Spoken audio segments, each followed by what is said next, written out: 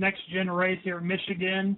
Tonight will be a total of 100 laps. We'll have no stage breaks, one fast repair, 4 additional sets of tires. 2 things to note: the only black flags will be cleared faster than yellow due to wrecked cars and wrecking to the pits. We will not clear black flags for speeding through pits or unsafe entry or exit. During the restarts, keep the pack tightened up. Laying back to jump to start will result in a penalty, and when taking the green flag, you must maintain your line until you cross the stripe. After the yellow flag's out, you safely made it through any wreckage. Please catch up to the pace car immediately to prevent delaying others. And when cycling through a green flag, stop, say to the radio what your intentions are to allow others to move around you. Good luck tonight, guys. Have some fun.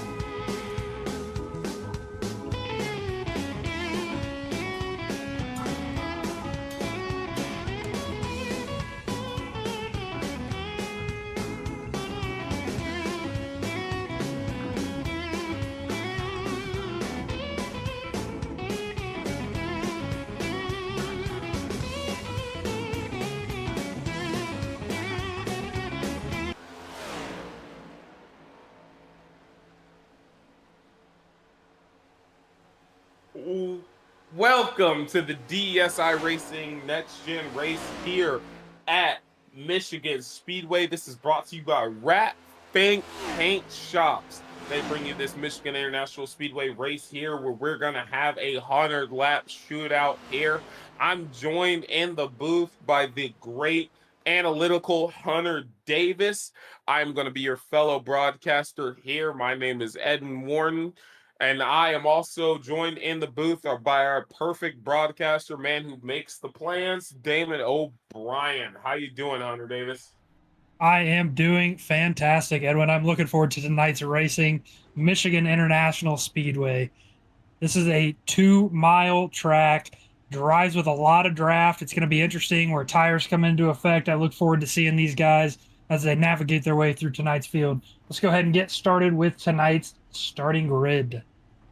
Right before we hit that starting grid, make sure you guys hit that little gear or wrench in the bottom corner, change it over to 1440p HD, get the best streaming quality. Our producer does a great job bringing you those great things. Now we're going to turn it over to Hunter Davis. Sorry for interrupting you, sir. Hit us with that starting lineup.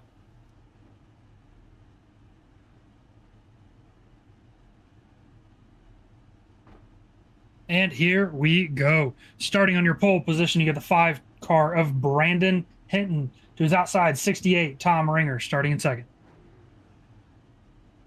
Position number 3, Mark Holloway, Rat Fink's own, number 56. To his outside, 54, Tyler Waltz, starting in 4th. Starting in 5th position, you got Beer Run Racing, number 6, Ryan Godfrey, out here searching for his first next-gen win tonight. To his outside, 59, Matthew Tennant in 6th. Starting in 7th position, row number 4, Tanner Honeycutt in that 13 car, TRN Racing. To his outside, 63, Craig Knowles, starting in 8th.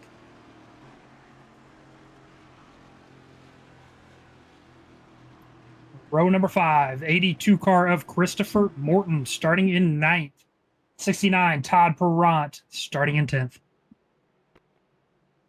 Row number 6, 67, Charles Connor, starting in 11th. To his outside, 23, Thomas Long, starting in 12th. Row number 7, 73 car of John Crosby.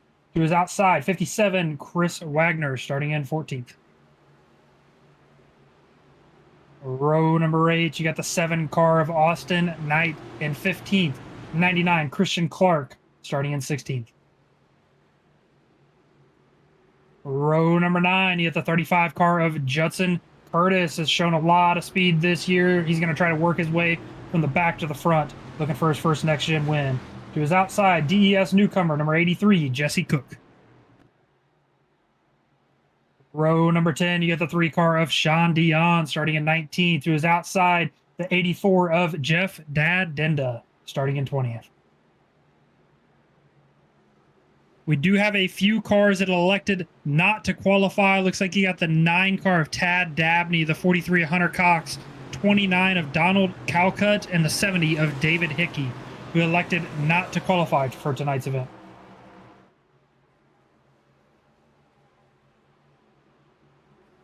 I think this is going to be an interesting one with a 2-mile track and at the 1.5 miles, excluding. Sorry, let me recorrect myself. The 2.5-mile tracks minus Atlanta, those draft-dependent tracks, the draft matters a lot. These 2-mile tracks, the draft can change the way your car enters the corner. So, in my opinion, they're going to have to battle that as they go into the corner. What about you, Hunter? What do you think?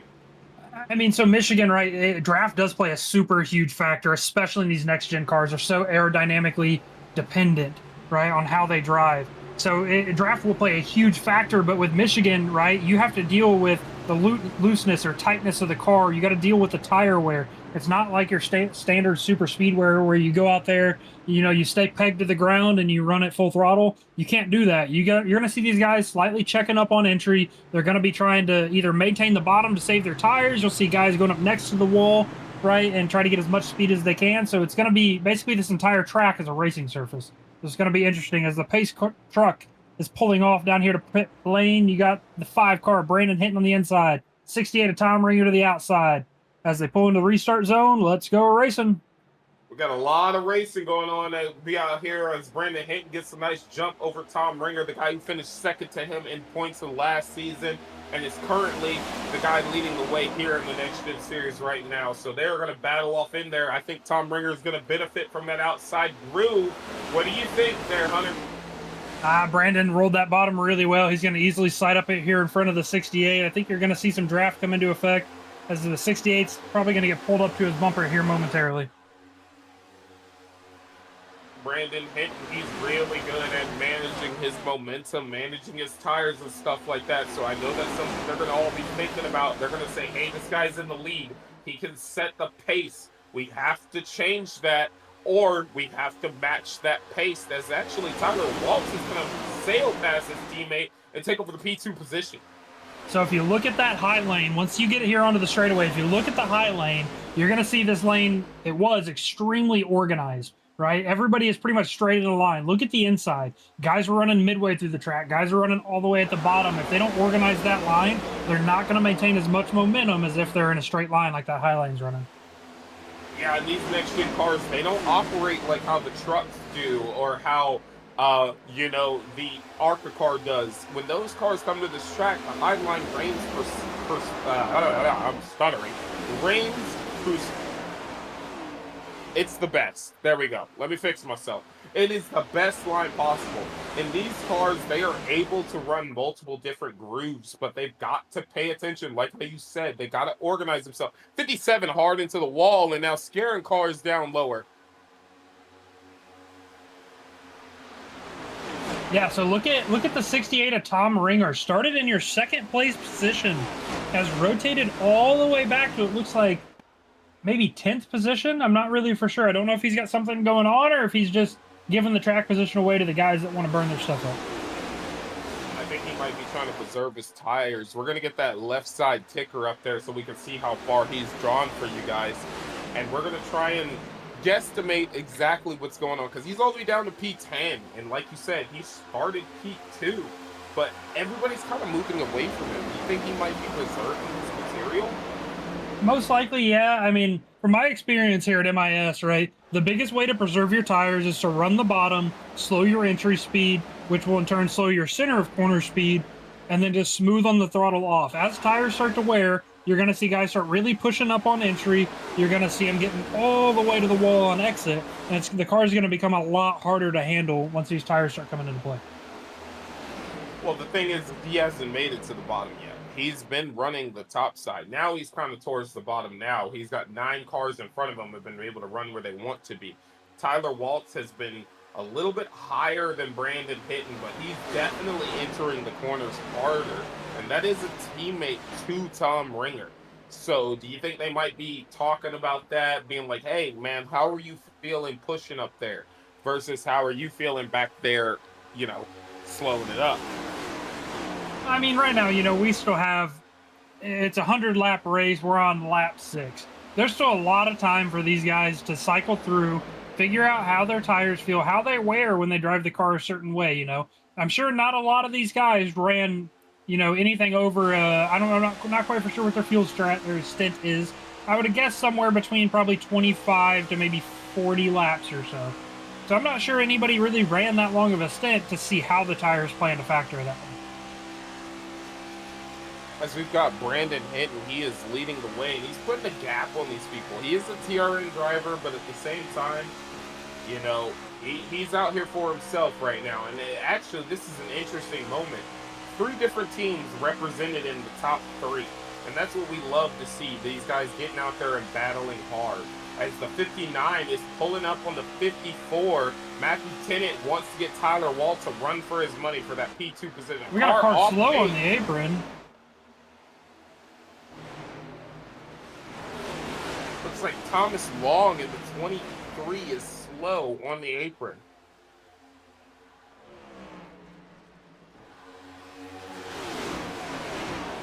Not quite for sure what happened there to him, but it looks like he was safely able to get it off the track, not impede anybody, as we have a content for the lead. 54, Tyler Waltz is going to run all the way next to the wall. 5 cars going to go to the bottom. Let's see if he's able to get the run. Oh, car sideways, 6 car around. Ryan Godfrey's backwards there on the backstretch. Caution, caution, caution. And it was getting spicy towards the front. 54 was coming. He saw that 59 of Matthew Tennant getting closer and closer, decided it was time to pounce, and then a caution comes out. As we see back here, we got the number 9, that's Tad Dabney, running his line. Not for sure if Tad was involved. I know the 6 car of Ryan Godfrey ended up turning backwards. There it is, right there. Who's that who came down into him right there, right on his outside? Looks like it is the 69 with Todd Perron. Oh, just kind of came together right there. 6 cars trying to run up closer. The 69's a little bit lower off the wall. Just came together. 6 car goes around. It looks like a few more guys did get collected there at the very end.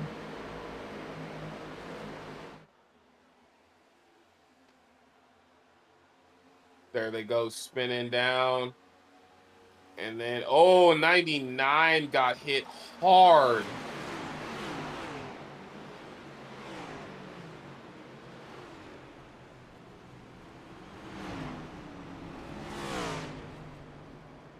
You know, the 99 of Christian Clark, he's been doing really good here lately, and it just seems like these bigger tracks tend to bite him real bad. I mean, on the shorter tracks, he was moving towards the front. It didn't matter what kind of car it was. If it was a shorter track, he was moving up there. But here today, he gets caught up in an early wreck.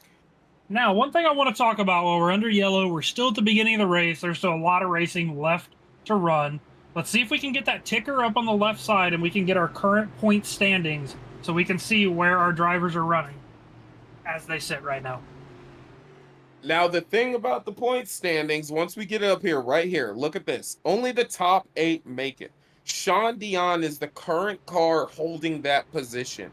But if you see, Sean Dion has 4 points between him and the next 2 cars, 24 between the next car after that, 26 after that, 37 after that. These are guys who are still 100% in contention with this race, plus 2 more races left to make the playoffs.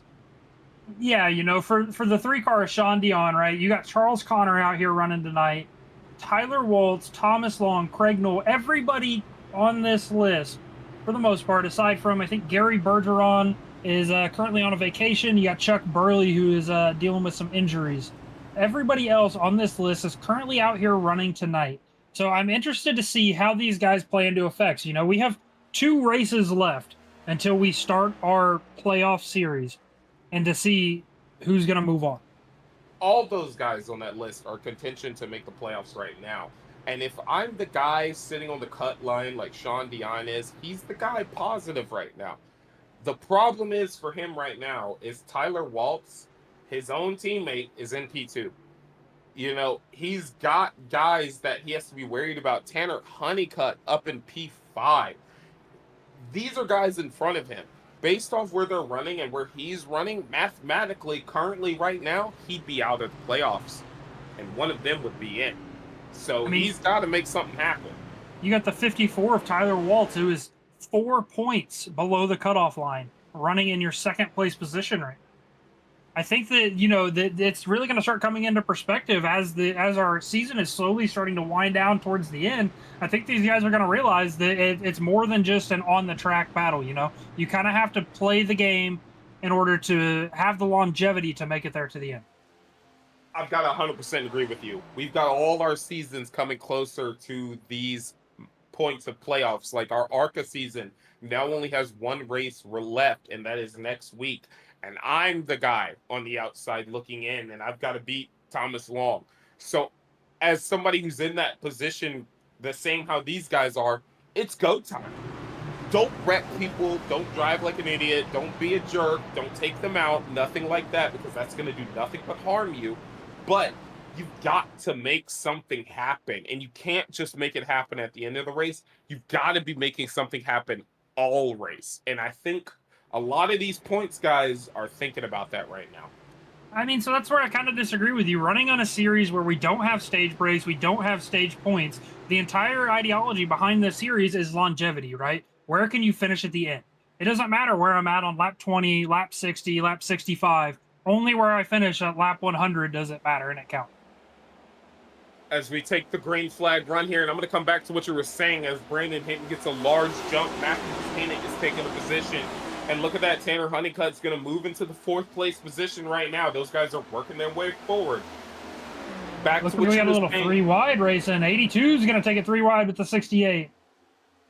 They're getting spicy. Oh, we got a car on the wall. Our newcomer, Jesse, is into the wall in the 83. Hopefully that doesn't kill his race and he's able to continue on there. Jesse Cook, He's following one of the best guys around these big tracks, Charles Connor right there. So maybe he can do something. But he's got Austin McKnight on his inside.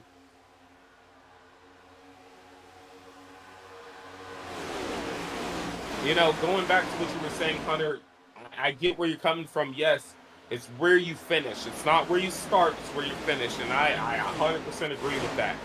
But if you're moving backwards throughout the entire race, that's going to hurt the finishing position at the end of the race. And that's what I'm thinking is maybe these guys want to be towards the front and make sure that if they do drop some positions, they're still towards the front versus running in the back and finishing in the back. You know what I mean? Oh, I 100% agree with you, right? My most comfortable place to run is at the front, right? Because if I'm at the back and I want to go to the front, there is 20 other cars out there that I have to battle each time to get back to the front. So, like, I definitely understand where you're coming from. That it's difficult to maintain track position while always, you know, trying to push forward. Oh, yeah. And, I mean, look at the current situation we got now. We got Brandon Hinton, a guy who's automatically locked in the playoffs. He's got enough points. He's there. You got a guy on the cut line behind him, another guy on the cut line behind him, and then a guy who's locked in P4. You got to do what you got to do, and then you have another cut line guy right there in P5. You know, they could run where they're running. They've got 2 more races after this.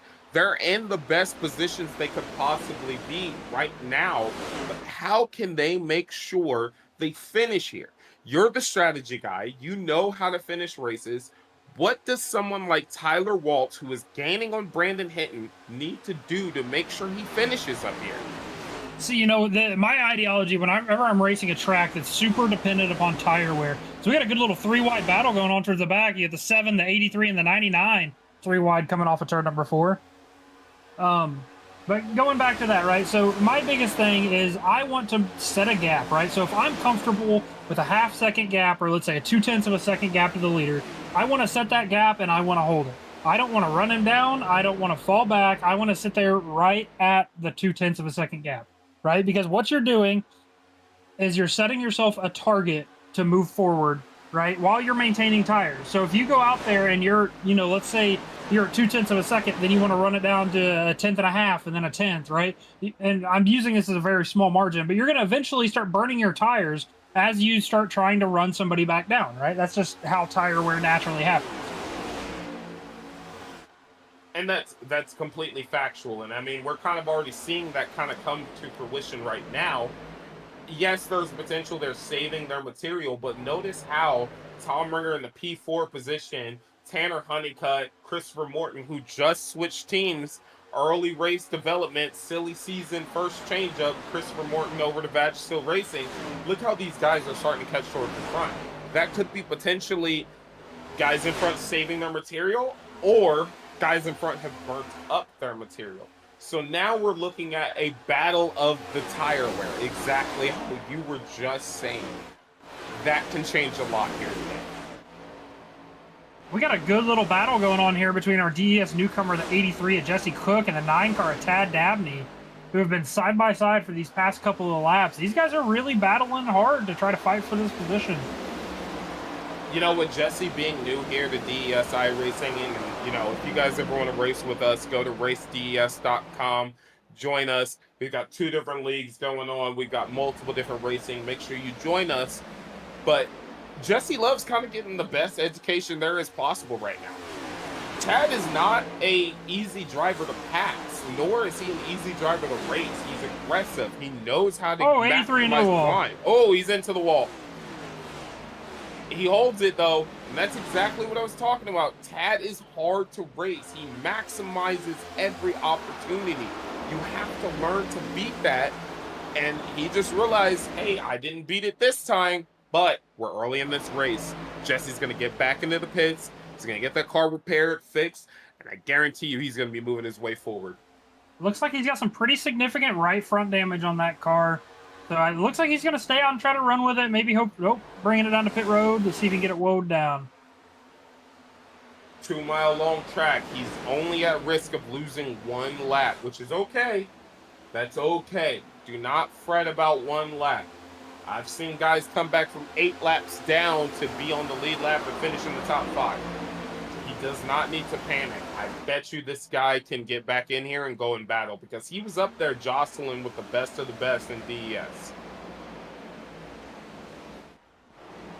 We got another good battle going on right here with the 13 of Tanner Honeycutt battling it out with your 3rd place, Matthew Tennant. See, you were calling out that battle. I'm looking at the 73, the 35, and the 82 battling. I mean, they're tucked under. Actually, let's just group both our battles in there. 59 all the way down to 82. They're all in a fight. It's interesting to see how these guys are planning, you know, how they're running this track. You got guys that are diehard running at the bottom. You got guys like the 73, the 54 who are sticking to the top lane. So it's interesting to see, you know, how these guys are maneuvering through these lanes and which lanes are going to preserve the tires the most, as we are now 21 laps complete on lap 22. Where was the line that you thought was the best running out here in Michigan in these cars? I think you went out and took a couple practice laps yourself, but what was the line that you really liked? I mean, it depends on your goal. You know, the bottom line is going to be your tire saving line. It's also going to be the best line on the fresher tires. The top line is going to be a lot quicker. You're going to be able to maintain a lot more speed, but you're also going to be a lot harder on that right front and the right rear. I was a top line guy, and you know, I mean, again, you're right. It depends on your goal, and I wanted to make sure I could shake it up and go to the bottom, go to the middle, wherever I needed to go. But I like the top line. Backing off the corners on the top line as if you were running the bottom and just picking up the throttle a little bit earlier. It seemed to me that you preserved your material a little bit better, and you were able to fight with the best of them with older tires. That's just how it works for me. But that's driving style. As these guys are getting crazy right now. Sorry to cut you off. Not sure what happened there. The 59 car of Matthew Tennant was running up in the 3rd place position. It looks like he's fallen all the way back to 6th. So I'm not quite for sure what happened there, but he had definitely lost a few positions. Do you think it's a potential of burning off his material? Because look at that. The 54 is also being caught by the 13 of Tanner Honeycutt right now. Tyler Waltz has a mirror full of black and blue. I don't necessarily think it was tire wear. I'm thinking he may have scrubbed the wall, lost some speed, because that was a large group of cars to lose all at once.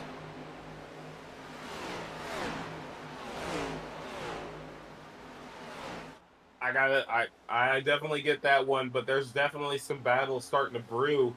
Maybe things are getting shaken up a little bit. I mean, even look at this. Brandon Hinton is kind of backing up to Tyler Waltz a little bit. So I don't know. Something might be changing. Something might be shifting on the track, or some strategies might be at play here today. Let's see if we can maybe get like an in-car view of how these guys are maneuvering throughout the track. I want to see how, you know, the 54 of Tyler Waltz, per se. Let's see how he's running this top line. How stringent is he being on the right side tires, or is he kind of coasting it in there and smooth off? So you get a perfect example here as he crosses start-finish line. The red tape on the steering wheel is pretty straight. We go in the corner, and look how minimal turning goes into that. He is taking care of that equipment. What do you think, Hunter? And now watch right here. Oh, little contact there with the 13 car. Looks like the 13 is going to clear the 54. 56 is going to follow in suit with the 13 car. Now look into the inside of the 13. 56 of Mark Holloway. I thought he was running a beautiful line. I thought he had the best wheel control. As he gets to the back bumper of the 13, he's going to shove him down the straightaway. He is connected to that car.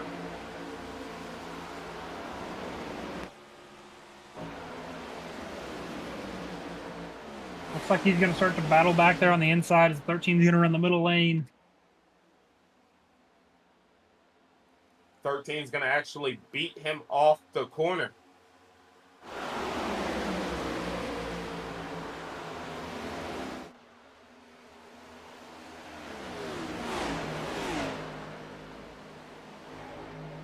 Look at that right now. This is something that those cutoff line drivers don't want to see. Tanner Honeycutt up to P2. You got your other cutoff driver, Tyler Waltz. He's in there He is now fallen all the way back to P6. That car is not handling the way he wants to. Christopher Morton in P8, Matthew Tennant in P9. Cutoff drivers are having some shakeups right now. Now the 82 car of Christopher Morton gets around the 54. He is going the wrong direction. Let's see if he's able. I don't know if it's necessarily tire wear. I don't know if maybe he's got a little bit of damage. Or maybe it could have been that high side line he's running. You know, like I said, I really love the high side, but I'm not going to act like it's not detrimental to that right front tire, and it is sending him backwards because Christopher Morton, again, we've got 2 races after this race to make the playoffs. Christopher Morton is one of those cutoff drivers he is battling with right now. Did not want to see him get by him. Even though it's early on, you still don't want to be on the back burner of having to chase them down versus hold them off.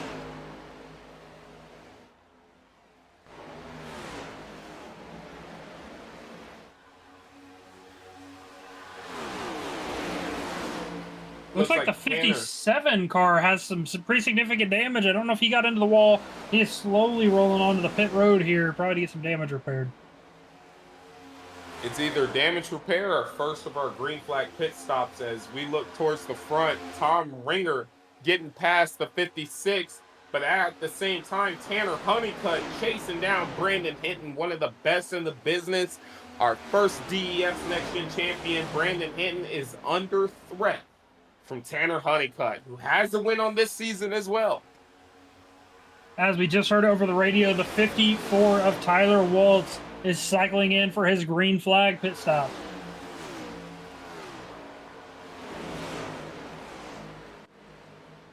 I think that gives us our answer we wanted to know. I think that car's not handling the way the 13 pitting. 13 is going to pit, and he was all over the 5 car. So he's going to hit pit road now. Let's see if the 5 car follows. He is not following. 5's going to stay out. These cars with the fresher tires are definitely going to be carrying a lot more speed. Oh, 73 spinning out, going into pit road. Saves it, actually. Keeps that thing going in the right direction. That was a caution waiting to happen. Look at this there, Hunter. Watch this. Look at that. Looks like he was just coming home from his beer run and maybe had a few too many along the way. You don't save a car that sideways.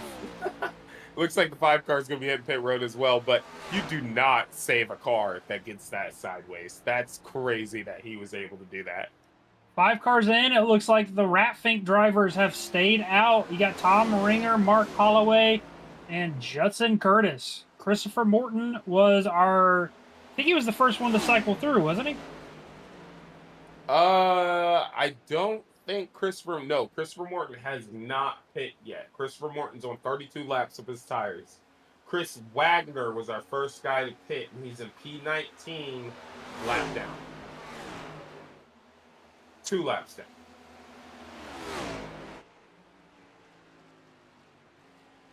As we got a few more takers here on pit road, looking at the 56 of Mark Holloway. 82 of Christopher Morton misses the pit entrance into the grass. That's going to hurt. He's going to have to reverse it down. That's a lot of time lost. Again, cut line driver. Those are the mistakes you don't want to see happen.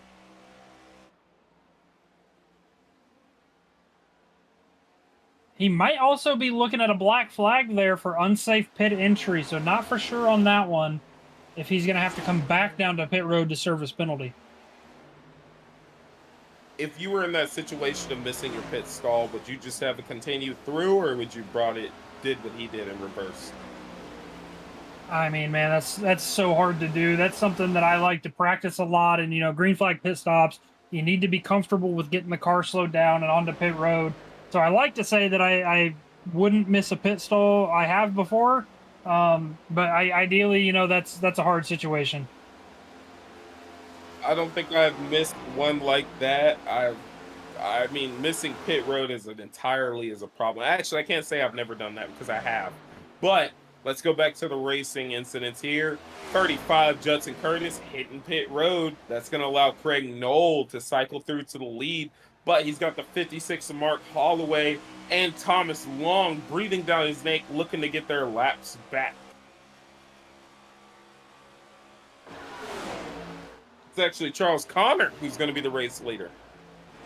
Looks like our 82 car was able to salvage it. He's currently sitting 1 lap down, so we should see him cycle back to the lead lap. So good for him on getting it back there and safely getting back onto the track. He got lucky. He got 100% lucky, because that type of situation is not something you ever want to see. Hey man, I've been there before and I know how it feels, but I think he did the right thing. You know, brought it back down to pit road, backed it up, and let's hope he can recuperate that lost time. Oh yeah, didn't lose his composure. He saw the situation, realized what he did, popped it in reverse, backed it up, drove it down pit road, hit his pit stall right. He made sure he took care of the situation. He didn't want to lose more than he already had. Smart move from him. As we see Charles Connor out here leading the way. Let's see when he decides to come to pit road. Looks like he's going to be losing a lot of time here to these guys with fresher tires. You know, Michigan is super draft dependent, but once you start cycling through pit stops and you get spread out, the draft really no longer plays into effect.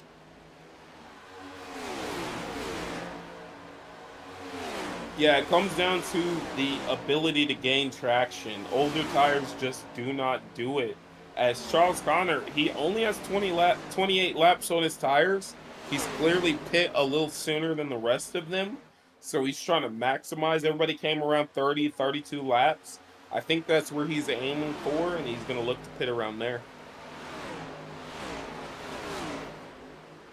Yeah, I'm interested to see what kind of time he's looking at and how long he's able to run this stint and still maintain a gap. You know, Brandon Hinton did cycle back out to the lead. He's currently running in 5th place position, but he is 33 seconds behind the race leader, the 67 of Charles Connor. So you have 4 guys that have still not come down pit road that we are waiting to see cycle through. And, you know, even with him cycling through to the new potential leader, he's in 5th, but you got guys like Tom Ringer, Christian Clark in between Hinton and Tanner Honeycutt, and they're all less than a second apart from each other. So is it that Christian hasn't pitted? Is it that Tom Ringer hasn't pitted? But they're there. They're definitely on top of each other.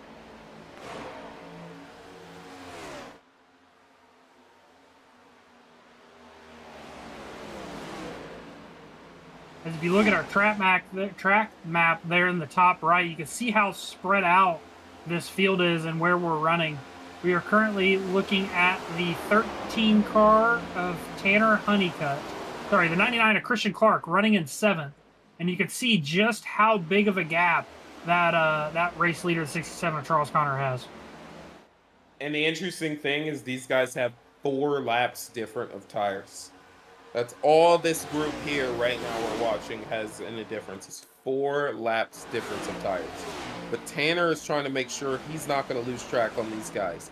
He wants to make sure he's there to fight with them. But at the same time, Christian Clark, out of nowhere, is running a dominant race now. And once these guys in front hit pit road, he will be, as Craig Knoll is on pit road, by the way.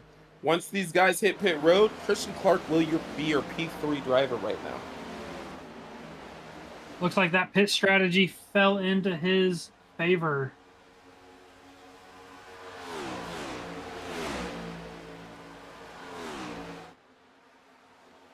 Look at them fighting with Judson Curtis and Tanner Honeycutt, but he's going to run that high line to try and hold on to it. 67 calling out he's going to be going to pit road now. He knows that it's time to hit pit road.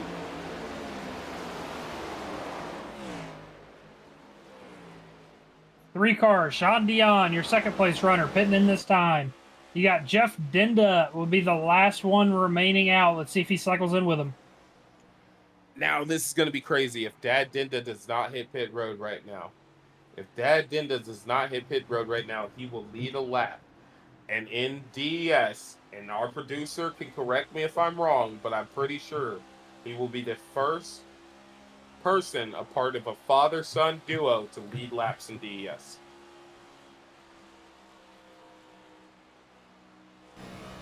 Yeah, that's definitely a cool feat, as it does look like he is on the pit road. He is going to cycle out. Looks like the 5 car of Brandon Hinton is going to cycle back round to the lead. But he did get the lap led. He did get the lap led.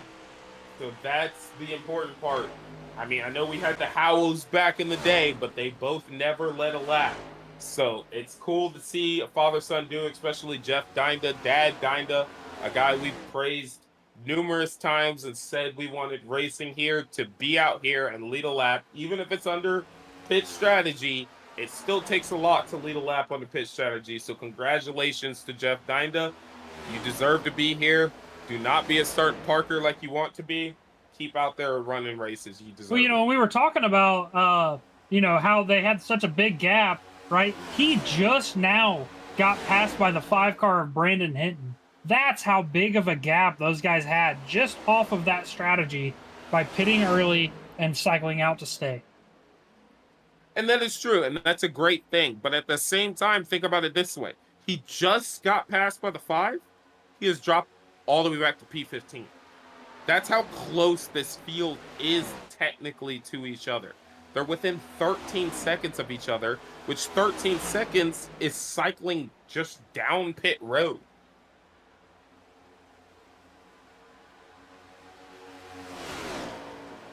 We got a little battle going on here for the lead. Looks like the 5 and the 68 have kind of driven away from the 13 car of Tanner Honeycutt. 5 and the 68 seem to always find each other as formidable adversaries, going out there and battling the way they do.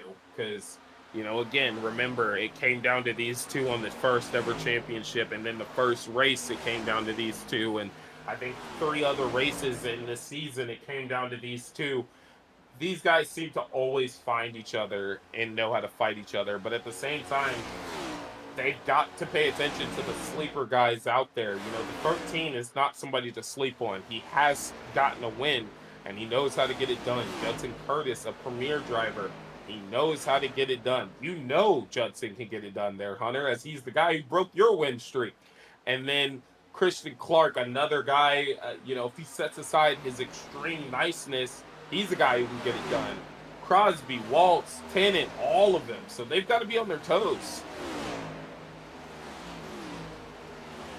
As we are now nearing the halfway mark to completing this race, 46 laps complete. It's definitely interesting. I think that these guys weren't necessarily expecting the field to dissipate this much, I mean, between the first and the 10th place car is a 10-second gap.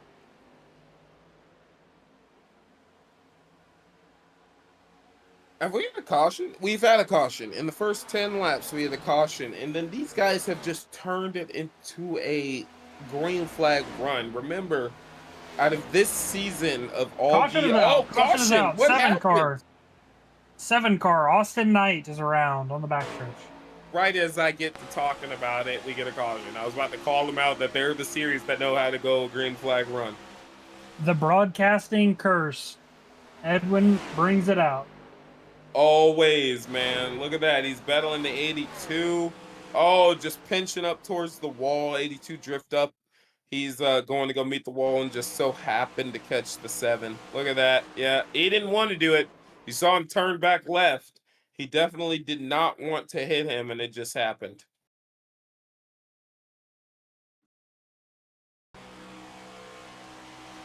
Watch him, watch him. See, he hits him, and he turns it left more. He does not want to run through that car. And after we got a peek at that, we're going to step away to a quick commercial break. We will be right back. Hey, Mike, I know you think your truck is totally sick, but this is what I think of your precious 4x4 hang out all day with your stupid friend's truck! Push it!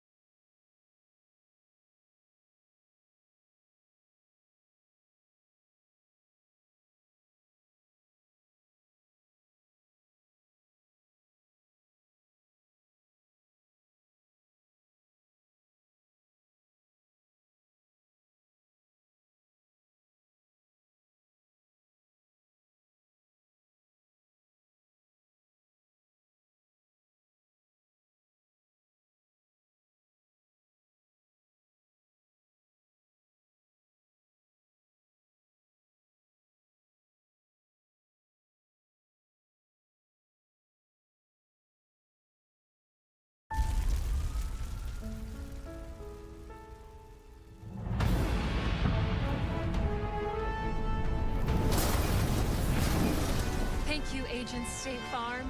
Like a good neighbor, State Farm is there. Cut. Hey, Arnold, I'm hearing neighbor. It's neighbor. That's what I said. Neighbor. Neighbor. Neighbor. Hey, let's go again. Like a good neighbor, State Farm is there. Cut. Now what? It's neighbor. Neighbor! Cut. Neighbor. Yeah, neighbor. Just like it's written on the paper. This lady is in labor! Cut. Look at this. This is labor. Like a good neighbor. That was the sheep. And you know it. It's like you're cold. Brr. Yeah, I'm cold. Bah. Neighbor. Still no. Like a good neighbor. Cut. Burr. Bah. Burr. Bah. Burr. Bah. Neighbor. Neighbor. Burr. Bah. Burr. Bah! Get me under this chopper. It's pronounced chopper. Don't. It is. Neighbor! A little bit more concealer. Hey, Arnold. It's got a bit of a script change. Script change. Mm-hmm.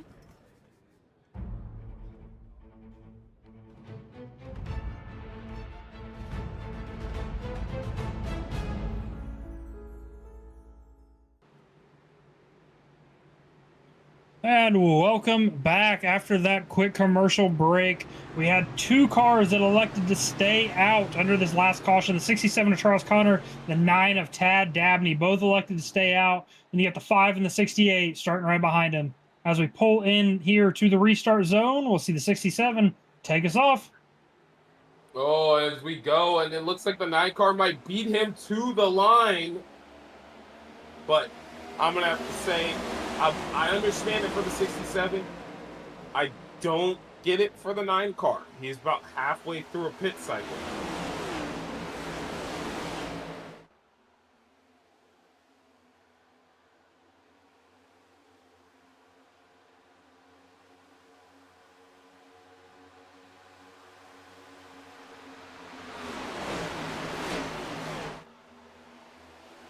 Looks like the 9 car jumped the start and is going to have to come in to serve a black flag for jumping the start.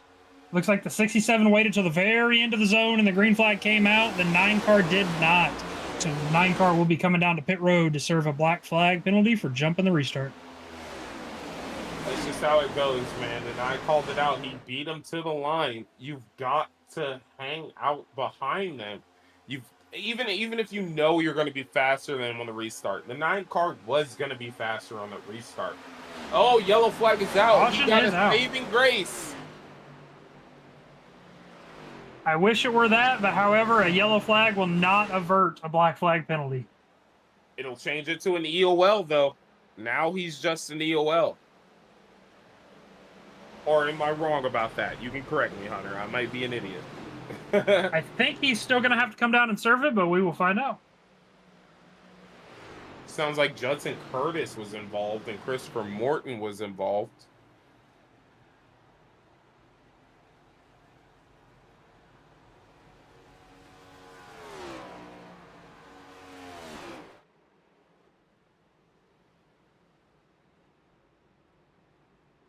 Now, as long as the 9 car was on pit road whenever the caution came out, that will serve his penalty.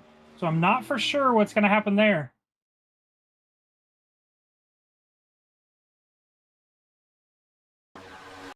So we're going to see, because if it happened on the backstretch, so if he has it happening on the backstretch, he did not make it in time. Car bounces off the wall, slams in the wall. He did not make it in time. He would have had to clear 2 corners before that yellow flag came out. And I'll tell you right now, he did not. So it looks like he will be cycling back down to pit road. Now, if you're in the position of the 67 of Charles Connor, you elected to stay out, you have 20 laps on your tires, and you have the 5 car of Brandon Hinton who has maybe 2 to 3 laps on his tires. Do you pit or do you stay out?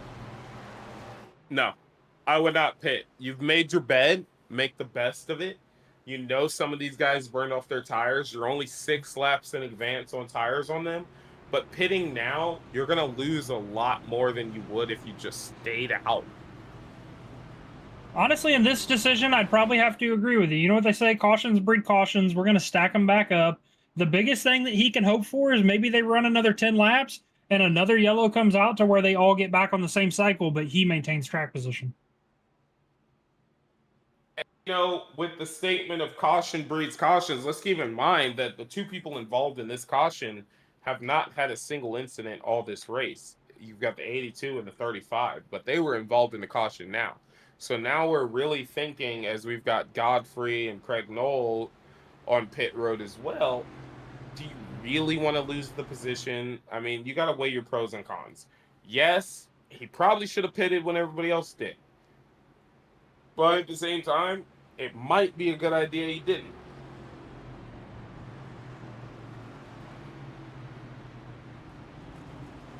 It's going to be interesting to see how this one plays out, as we do have a bit of a shakeup here in the front. Looks like the 73 car of John Crosby got around the 68 of Tom Ringer. I know Tom and Brandon were out there battling for a really long time and had driven away from the field.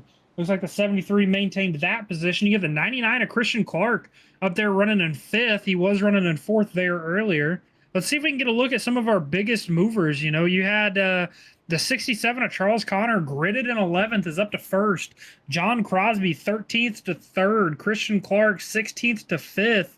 Sean Dion, running back there in the 9th place position, gridded in P19. Those are some of your biggest movers out here tonight. You also got to throw in even Judson Curtis there. He started P17 and at one point was running all the way up to the lead and was battling in the top 5. So he's a P11 now, but he was there.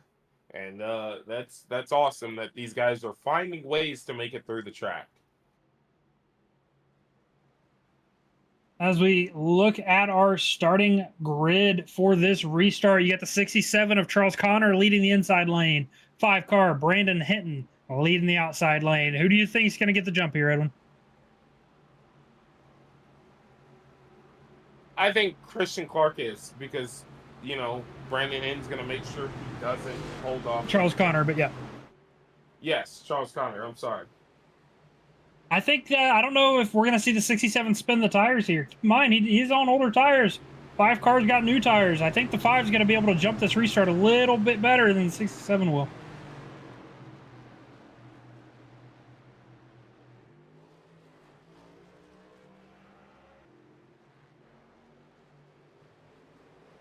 I stand corrected. 67 with a large jump there. That's going to put the 73 and the 5 side by side, heading into turn number 1. Look at that jump. It was 2.5 car lengths, and now he's got to carry that momentum. But he's going to have John Crosby there knocking on the door, and we all know how good Crosby is. He knows how to fight people.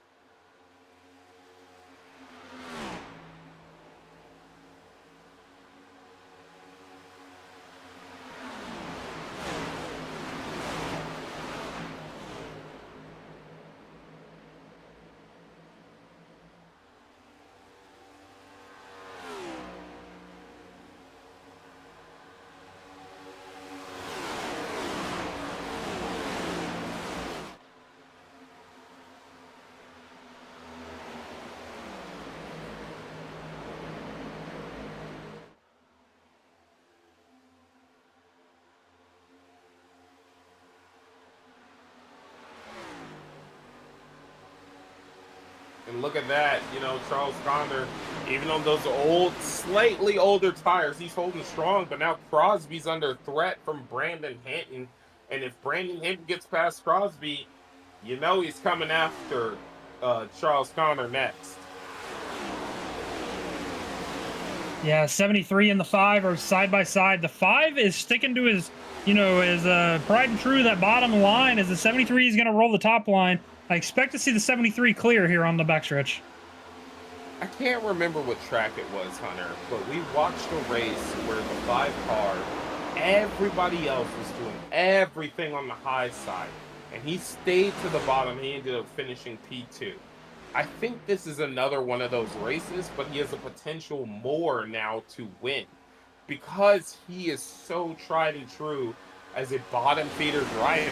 You know, he knows how to get it done on the bottom side.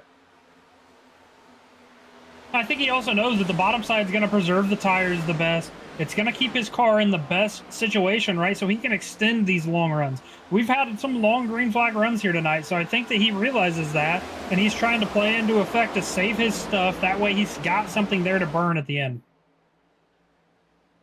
Now, my biggest question here is Charles Connor. Is he pushing harder because he knows his tires are older? Or is he just running the way he needs to? Because if he's running the way he needs to, this strategy could work out. But if he's pushing hard, it's not going to work out. The 54 of Tyler Waltz has driven his way back up into the 4th place position. He was a front runner here earlier in the race, got involved in a little bit of accident. Now he's taking the 5-car Brandon Hinton under threat heading into turn number 3. Now, remember the people we're talking about right now. Charles Connor is on the cut line. The 73 of John Crosby, he is also in that cut line area, if I do remember. So they and right behind them, the 54 of Tyler Waltz. And you've got multiple cut line drivers right there. Matthew Tennant, he was also one. Christopher Morton, Christian Clark, they're all cut line drivers. So this is an interesting thing. Yes, we have 2 races after this, but the more you can do now is the less you have to do in the last race before the playoffs. So that is something they should think about. Or they could think about it this way. Let me maintain consistency throughout, and that could help me as well. You know, being in the 3 car, right, in his car of Sean Dion, that's such a difficult position because you are the hot seat. You are the guy that everybody is chasing to get into the playoffs. With 2 races left to go, there's not a lot of time to get these points, right? Especially when coming towards the end of the season, everybody here is racing for the to get into the playoffs. Yeah, and the thing is, as Charles Connor's losing the lead right now, he's getting passed by 70. He's going to dart low. He's going to battle back for that position. This is the thing about the 3 car as well. The 3 car is running in P15. The guy who's 1 point, which is 1 position to tie you up, or 2 positions to pass you, is in the lead again. He just passed the 73 to get the lead back. I also want to point out, look at the tire differential between those 2 cars. That is a highly valid point. You've got 20 laps on Charles Connor, 14 on the other car, 6 lap different of tires. But looking at how it is going in the stage, no one can make it to the end. But that 73 trying to side draft. They are side by side heading into turn number 1. 5 cars looking to get up here into this mix. Doesn't know who he wants to follow just yet. He's going to stick to the bottom. 67 with a full head of steam coming out here on turn number 2. That's going to put the 73 right there at his left rear quarter panel. Looks like he is going to be able to clear him heading into turn number 3.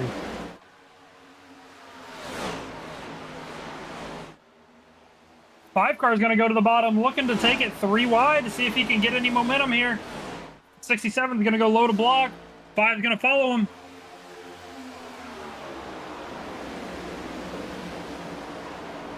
They are fighting hard. 67 again battling back for that position. It doesn't look like he's going to get him beat this time. He's going to have to allow the 73 to go to the outside. But now the 5 car is there too, which is going to put the 67 in the clutches of his second nearest competitor, Tyler Waltz, who is in the P4 position. I also want to point out, those guys running for 2nd and 3rd, those guys are teammates. So it's going to be interesting to see how these guys are going to be able to work together to beat the 73 car. The 73's got the lead. He is a hard guy to pass. So I think it's going to be interesting to see how these guys are going to be able to work together, if at all, to pass the 73 car. Well, if we bring up teammates, let's talk about teammates. Tyler Waltz has a teammate behind him, okay? He's got Tom Ringer right there. But at the same time, the 73 of Crosby, his teammate is behind the 68, the 59 of Matthew Tennant.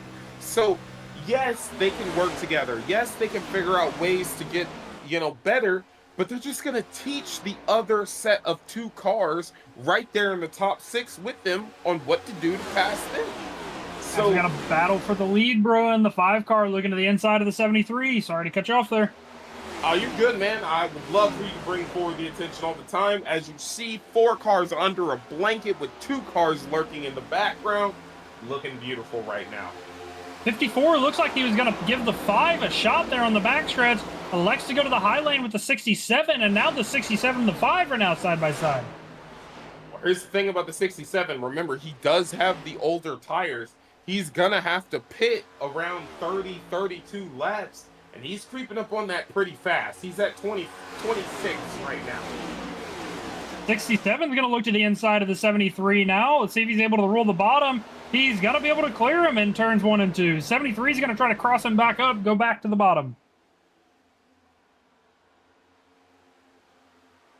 Now, one guy who has just left the race and is not able to continue, Craig Knoll. He is a cut line driver as well and is not going to be able to continue. That's going to hurt his playoff opportunities, but he's got 2 more races to battle back for it as we watch the 67 trying to figure out how to get past the 73 again. Not quite for sure what happened there to the 63 car of Craig Knoll. He was on the lead laps. I wonder if he was having some issues that he had to step away. Might have some connection issues, personal issues, or just something happened in the race and he decided, hey, this is my time to call it quits. But as we look back towards the front, look at the 67. He's going to try and do that bottom line roll that he's done now twice on the 73, but the 5 car is actually going to launch it in there. He might be able to do that by the side roll, but the 67's there to cover off his own teammate.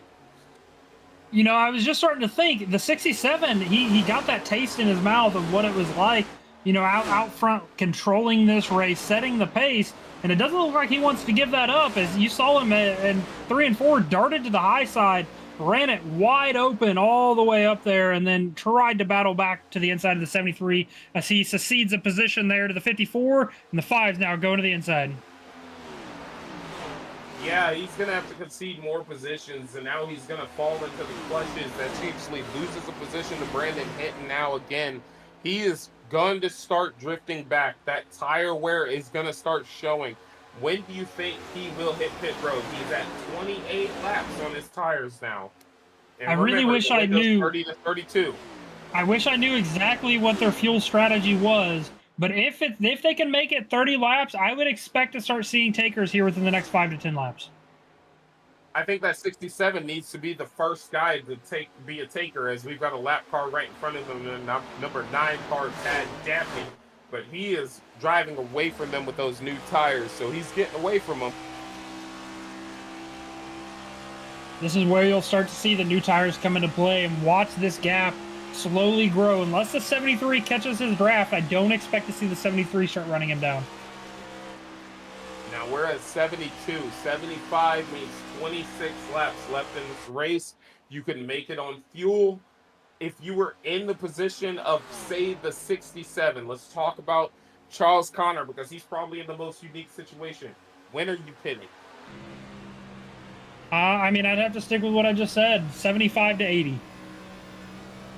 I got to agree with you. I'd probably stretch it a little bit. I'd say 74 is the absolute probably latest I would have come into pit road now. Earliest I would have came was 70. But now he's got a choice to make. Does he come when you said 75, or does he come when I said of now? See, and the reason I say that is because you have to think about 67 in this time, 67 in this time. But anyway, so what I'm saying is you have to think about how long do you want to run your probable last set of tires to the end of the race. Would you rather have 30 lap old tires? Would you rather have 20 lap old tires? I think I would rather have the 30 laps old tires with the opportunity to hard charge for 10 of those laps. Because I can hard charge for 10 right now while all these guys are cycling through on older tires, and then burn my crap up and limp it home on 30 laps. I'm probably guaranteed either the win or top 3. As well, not so much. 99's now pitting. Other cars are now pitting. Now he's got to go back into 59. tire management. 7 car coming in. Let's see who decides to stay out. We got a lot of takers here. 99 locks him up there on entry. Looks like he was able to get it down to speed. So he is now right behind the 68 car of Tom Ringer. You know, we didn't notice this, but a car that came in at the exact same time as the 67, but beat him out of pit road was the 13. 13 Tanner Honeycutt.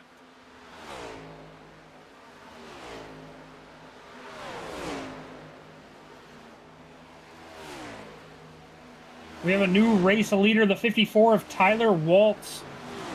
5 car hitting pit road. Looks like the 56 of Mark Holloway is going to follow him down. Oh, look, we got a pass. 67 and 13 are now side by side. I think this is the battle for the lead. As they pass the 73 of John Crosby, they're going to come out in front of him. This is your battle for the lead right now. As the 13 is in that high line, and he is going to continue prevailing over the 67.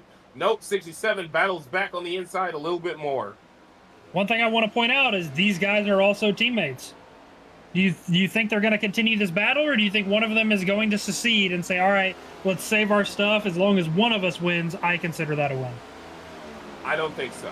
These guys, their team, and the way they operate, they don't care about helping each other. They may help each other with a little bit of strategy, but they're not going to help bring somebody up. They don't care about that. If I'm in front of you, I'm beating you. That's how that team kind of operates, and that's going to create the situation they're in right now. And the 67 is going to have to race his teammate. They run the risk of burning up their material. 69 of Todd Perrott coming in.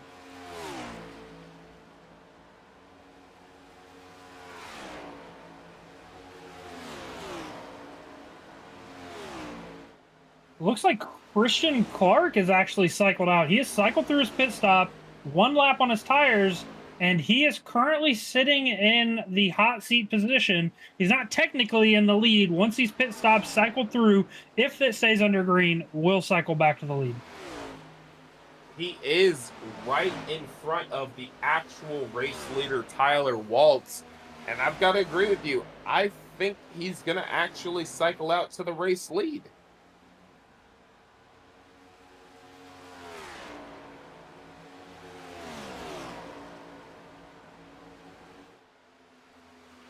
'54 is on pit road, so it's up to the 99 to circulate this track and get back in front. Tad Dabney, his own teammate, he knows for a fact, is laps down and is not a threat to his situation. So you can best believe Tad's going to move out of the way. He'll do it for anybody. Doesn't matter teammate or not, he's going to move out of the way. He's not a jerk. He's going to adhere. He's going to move to the leaders. But now, this is kind of an interesting moment. Christian Clark is going to be your race leader right now. He's got some cars in front of him still a little bit. Looks like he is currently sitting on about a 4-second and growing gap to the 13 car of Tanner Honeycutt. Now, Sean Dion and Chris Wagner are still on track, and so is Jeff Denda. He is on track as well, so he's got to make sure he holds himself off. He's, like you said, he's about 3-4 seconds ahead of the next guy. He's got to do what he can do.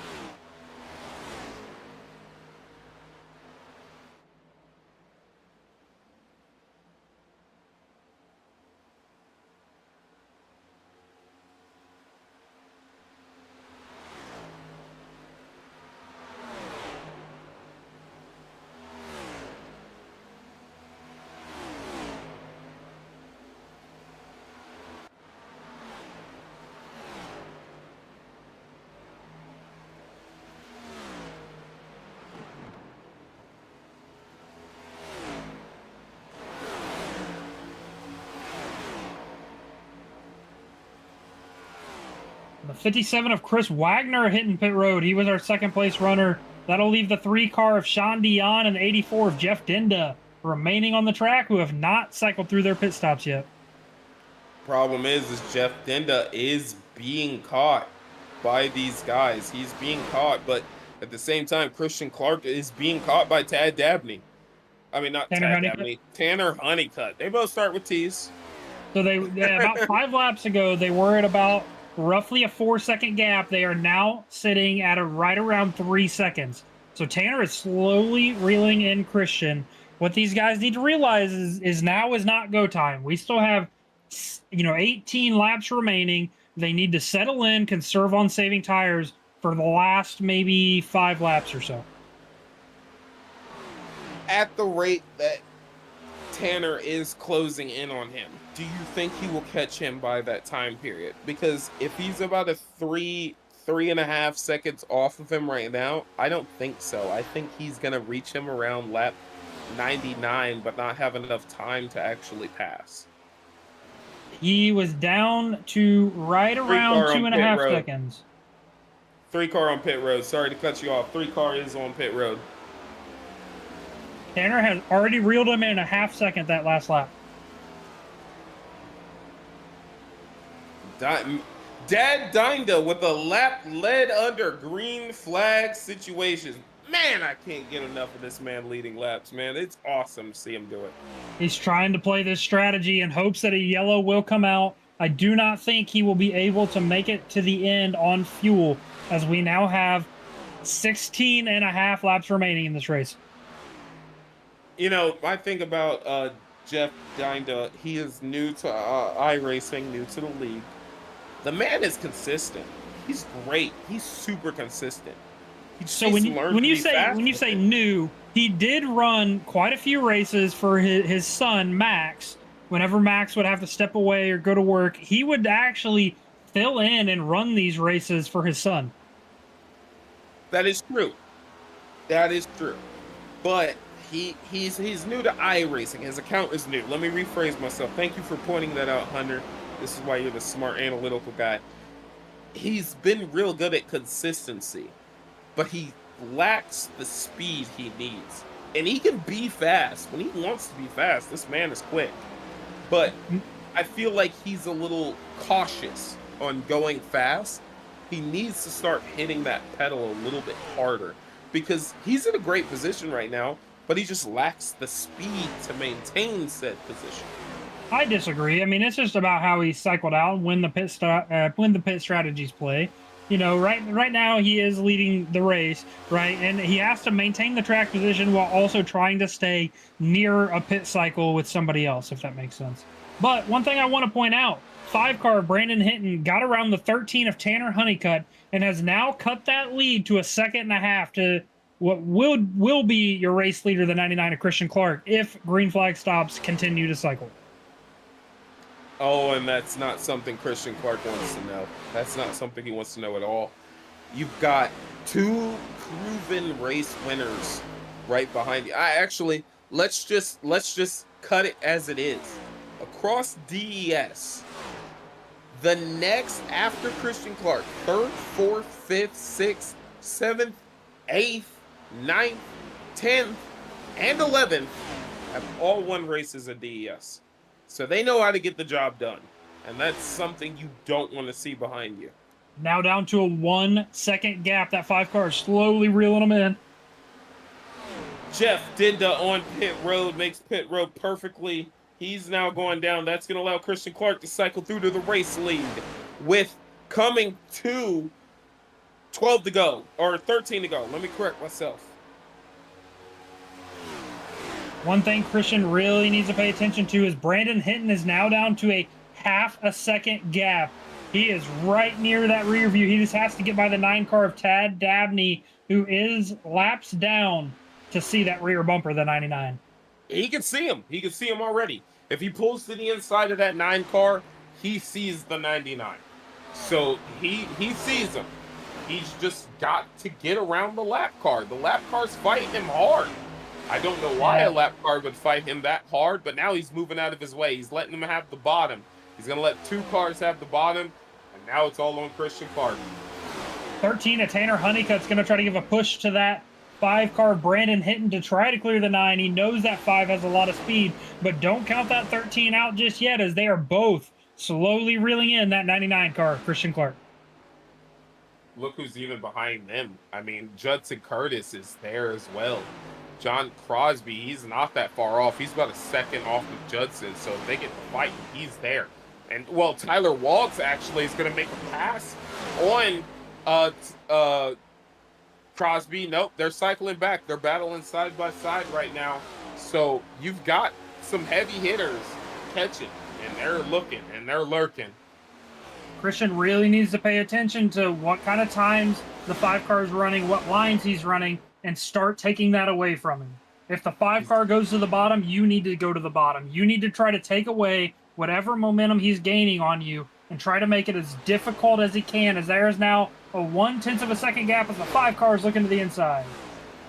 Yeah, he needed to take the air away on that corner, and he just simply did not. He allowed that 5 car to have that momentum area, and now he's going to move down to P2. 5 car, Brandon Hinton, back to your race lead. 99 to Christian Clark, looking to pull back into that rear bumper. We got the 13 to Tanner Honeycutt, looking to get in the picture here. Last thing these guys want to see is a caution. I know that for a fact, and I got to bring that up because there is always a chance of something like that going down. But the last thing they want to see is a caution, as the 99 is trying to battle back on the 5 car right now.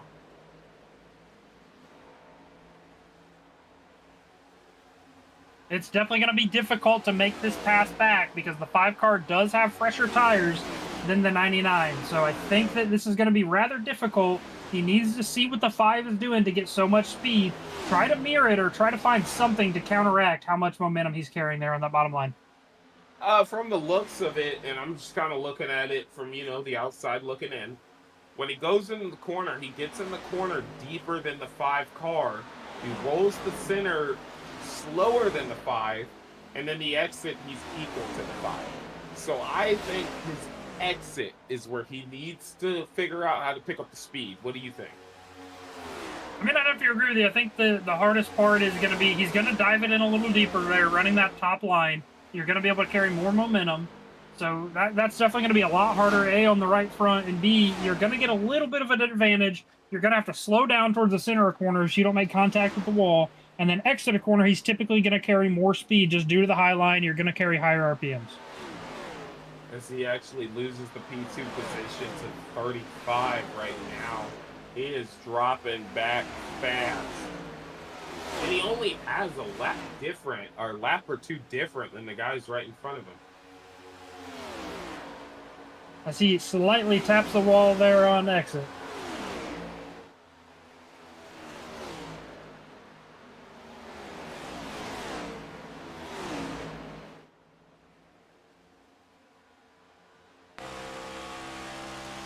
He is following in the clutches of the 13 as you see the 5 car now under threat from the 35. I'm sorry, Hunter, I didn't mean to cut you off. Pretty sure that's what you're going to bring up.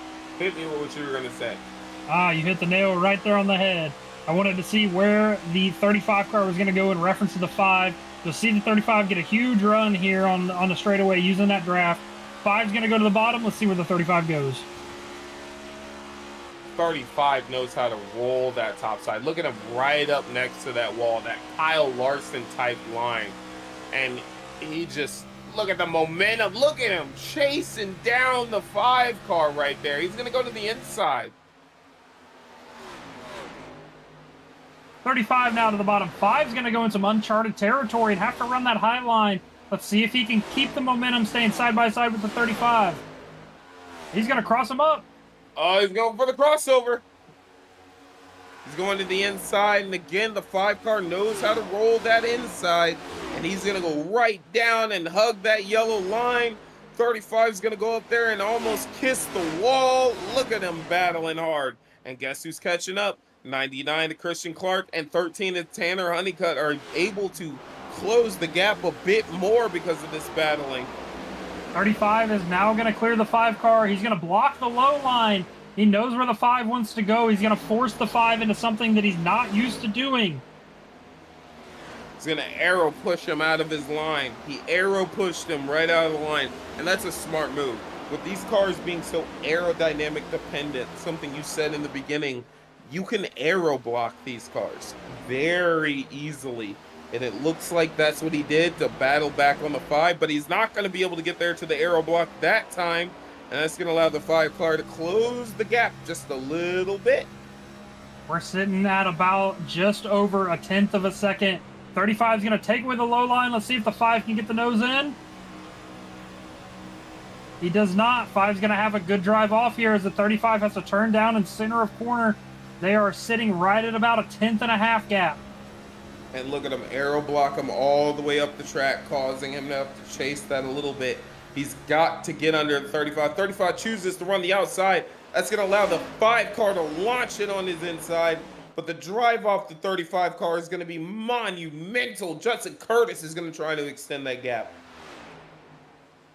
They're going to be about 2/10 of a gap heading into... Oh, caution! We got caution! Do we pit 35? car, Judson Tad Dabney. Curtis said, seriously. 9 car of Tad Dabney is blown up there in the infield. Did you hear the 35? He goes, seriously? Oh, another guy who had a potential to win this race. They're together. They go down to the corner. I don't know, man. That's net code, but at the same time, if I'm a lap car, I'm going to keep my piece to myself. All That's right, okay. So, real quick, let's pose the question because I know everybody out there who's watching this is thinking this.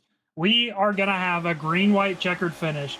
Do you take tires here, or do you stay out and run what you brung? Tires. The leader is going to try and stay out. He's going to try and do what he's got to do. Take tires. See, if I'm the 5 car, I'm doing the opposite of what the 35 does.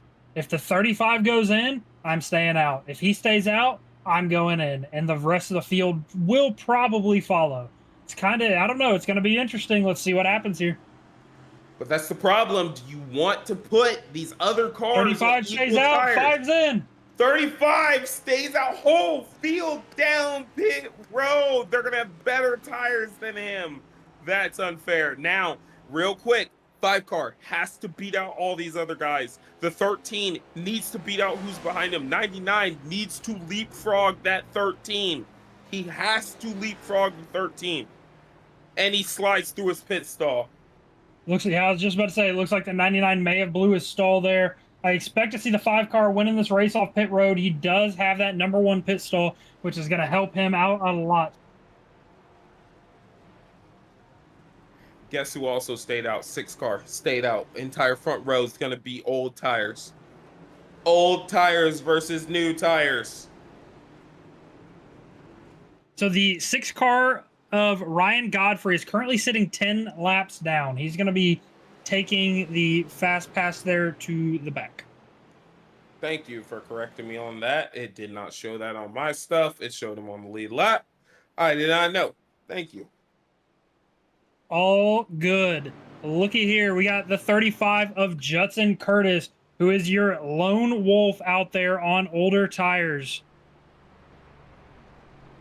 23 laps on his tires. You got the 5, the 13, the 99, the 73, the 69, all who have shown speed here tonight with fresh tires.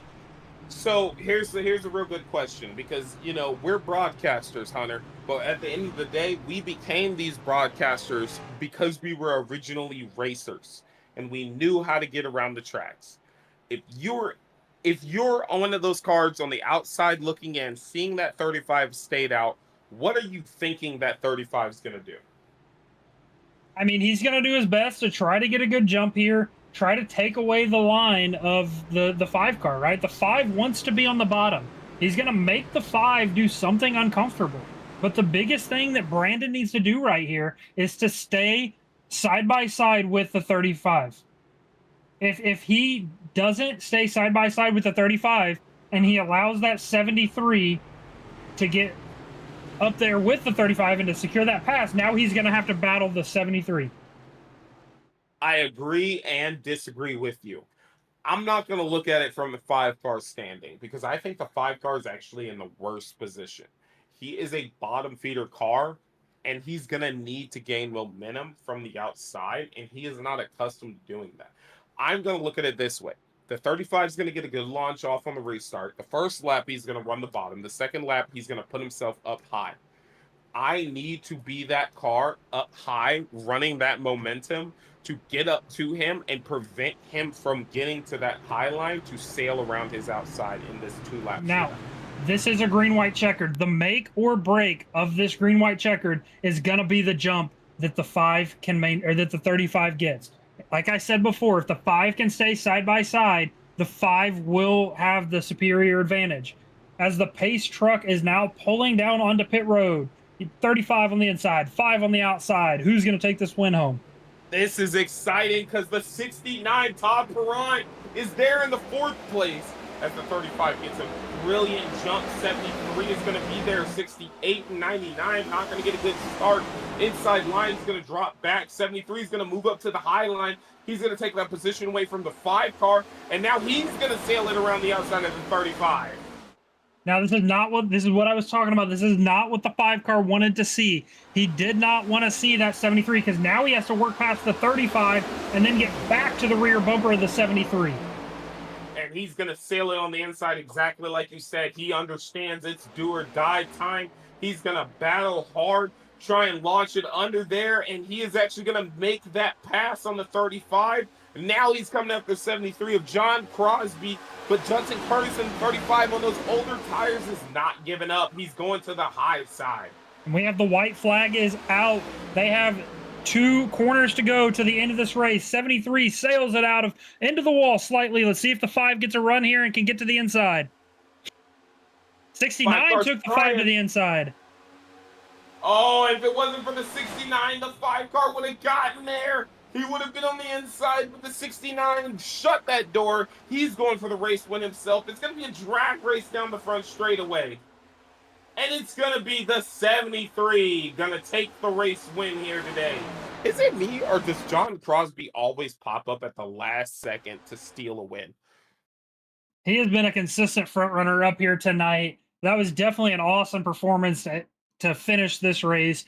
You know, it was unfortunate to see the caution came out. I know these guys were really, really wanting to race it out to the end, but I know that the 73 is definitely happy of this this finish.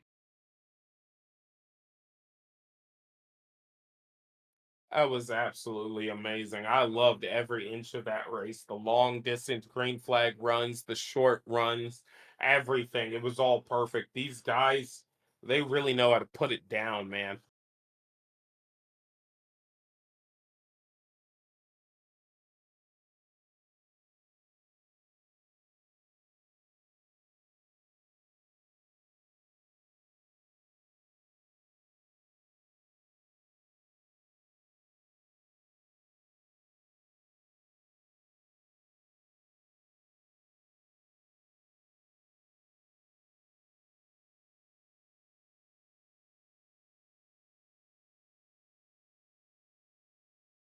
We're going to see if we can get the 5-car of Brandon Hinton here into the staging room.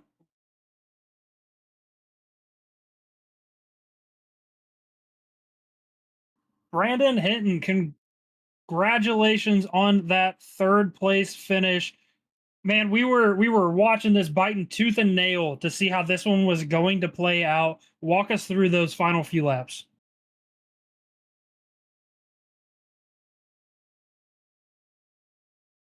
Brandon Hinton, go ahead and fix your audio, man. Turn off that mute. Get here and talk to us. Let us know how that race went.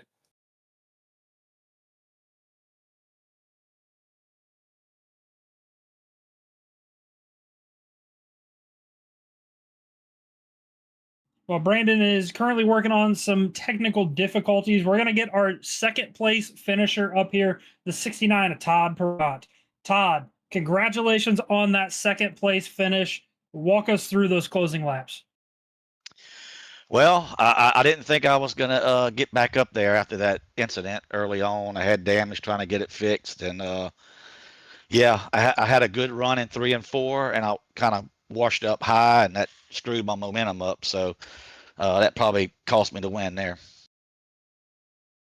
You know, Todd, I'm gonna keep my question pretty short and sweet with you, man. And I got to. Where did you come from? Honestly, you came out of nowhere to come up there and seal the deal for a P2 finish and almost win this race. Where did you come from? Just never gave up. Just kept digging. That's all you can do. And then everything just worked out. So we didn't really have any insight into how the strategy was looking like. What was your biggest benefactor into, making your way up to the front? Was it tires? Was it fuel? What helped you make your way up here into the second place finish? I mean, probably more than half the race, it was just hanging on. Like I said, I had damage on my car. I thought I was gonna have to use a fast repair, but that caution came out, and then I just kept on digging. Just trying to get up front because I knew that's where I had to be. Just dig. Man, digging is an understatement for what you did. I mean, you battled back from that early because you were involved in that first caution that happened on around lap 10, and you just dug and dug and dug, man. I have to say, congratulations on that. I don't think I've seen you wheel a car like that in a while. You're a phenomenal man. Great job. Yep, appreciate it. I always tell everybody, man, just don't give up. You just gotta just keep on digging. I mean, let the cards lay where they will. Well, Todd, congratulations on your second place finish. Look forward to seeing you close out this season strong. Looks like the 5 car was still battling some technical difficulties. We're going to get our race winner in here, the 73 of John Crosby. John, I'm going to ask you the same thing I just asked Todd. Walk me through those final closing laps. I have no idea what happened. So coming to the restart, I knew it was behind Judson there, and I knew he didn't have fresh tires. So on the restarts there, I really do like the outside. So just kind of went by him, and then kind of screwed up all the next corners for the next couple laps. So I don't know how that happened, but I got scared there at the end, definitely. Man, I like to give people the terminology of the sleeper, and I think I'm gonna have to change it for the sleeper per race. And I'd have to say you were probably the sleeper driver of this race. Yes, you were running up in the top 5, top 10 the whole race, but that drive at that end, man, what was going through your mind just to shuffle them out and get towards the front? Well, honestly, it's just I don't know. I'm just so surprised that I didn't wreck myself there. I was like kind of panicking, but like you said, just kind of shuffle them out. But I was just trying my hardest not to wreck myself and wreck the whole field behind me. I mean, it was definitely impressive, like we were talking about it up here, that it was all going to come down there to that final restart, with Judson staying out on no tires. Everybody else behind him came in and took tires. So he knew it was going to kind of be a mad dash there at the end. We saw you had a lot of speed throughout this entire race. What was your biggest thing? Were you saving tires? Were you running a specific line? Was it fuel strategy? What helped you secure this win here tonight? Well, I don't. I don't know what helped me. I screwed up several times. So I don't know. I just had a bunch of luck. But I did, during the middle of those stints there, I was trying to save a little bit of tire, but still stay competitive and not drop back and lose the draft. The draft is a big deal here, so just trying not to lose the draft. Honestly, Crosby, I feel like you're not given as much credit as you deserve in this world amongst anything, especially by me. Mainly by me. Only me. Let's be honest. Only by me. You are a strong contender. You find every nook and cranny to make your way towards the front. You are a phenomenal driver, and I think that really showcased itself today. So I want to say congratulations on that race win, and you did an absolute phenomenal job, sir. Awesome. Thank you guys so much, and thank you guys for putting this on. I'm going to rewatch it and listen to you guys, and hopefully it looked entertaining. Awesome. Congratulations, John, on that race win. Looks like we might have the 5 car of Brandon Hinton if we want to get him up here for a quick second place interview. before we give our closing statements. Brandon, you got us? Try now. I got you loud and clear, buddy. Man, so I asked John this. I asked Todd this. Walk me through those final closing laps because, man, was it a good one.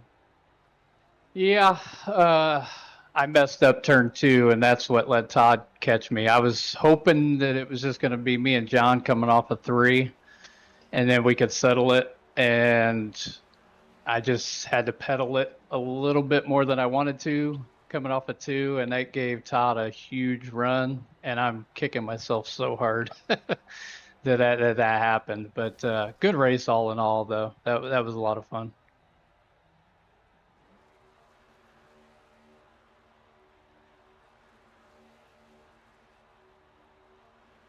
Yeah, Brandon, I think there was a point there where I feel like your battle with Todd there entering in turn 3 kind of hindered your guys' ability to, probably pursue John Crosby. Do you think the same, or do you think that it was just good, heavy racing? Yeah, when we got side by side, and he was gone by then. But credit to him, like I said, he got a run coming off a 2 because I had to pedal it just a little bit, and I really feel bad for Judson. He was out on old tires. I almost stayed out too. I was thinking about it, but then I figured everybody behind us would pit, so I did, and I felt bad for him. But it was just going to be, if we didn't get that late caution, it was just me and him, and to settle it for the wins. And that's a shame that didn't materialize. But all in all, like I said, congratulations to John and Todd and everybody. That was a fun race. So we just closed out this race. We have 2 more races in the Next Gen series until we until we step into the playoffs. Right, with you currently sitting in the 3rd place position in playoffs, how are you feeling heading into this upcoming series? Pretty good. Some tracks that we like, and then the playoffs. There's tracks that I really like, so that gives me some confidence. But yeah, all in all, I think we're rounding into a nice set of tracks and combos that will. At least for me, will set pretty well for us going forward. Well, awesome, man. Looking forward to seeing you carry this momentum going forward. Once again, congratulations on that 3rd place finish. It was awesome to watch you go out there and dominate tonight's race. Edwin, go ahead and close us out. Yes, sir, man. That was a phenomenal race, man. There, Hunter Davis, you do a phenomenal job giving an analytical view and understanding the true supremacy of racecraft. Hunter, sorry, I said Hunter again. Damon, great job on your broadcasting skills, clicking over to those incidents as quickly as possible and taking care of the show.